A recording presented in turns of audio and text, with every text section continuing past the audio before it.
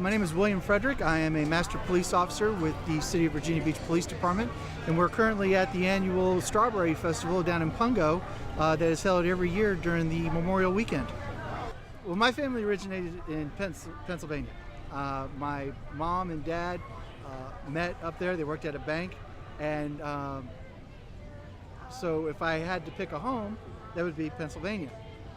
My grandfather's best friend was the local chief of police, and when I was 4 years old, he came by my grandfather's house to pick me up in his police car and took me for a ride in the police car.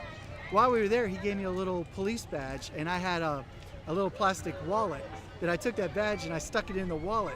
So when I would pull my wallet out with my dollar bill or whatever to pay for something, I always wanted the clerk or anybody around me to see that badge. He let me play with the lights and the sirens, and I always looked at him as, just as in awe. I was very impressed. His name was Chatty, and Chatty was, he kind of took me under his wing. I looked at him as another grandfather, and for years, every time I would go home, I'd always have to go see Chatty, even after he retired as the local chief.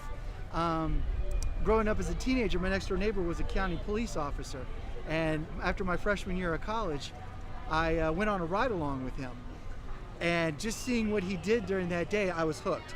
From that day on, I knew I wanted to be a police officer. I thought I wanted to, when I was a little kid because of Chatty, but it was when I did the ride along and seeing that the job, you never know what's going to come across.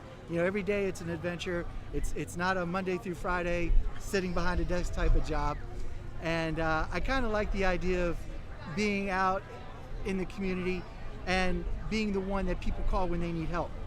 So after spending 8 years in the military, I applied to the Virginia Beach Police Department back in 2000, and I was fortunate enough to get hired, and I've been here for going on 14 years now.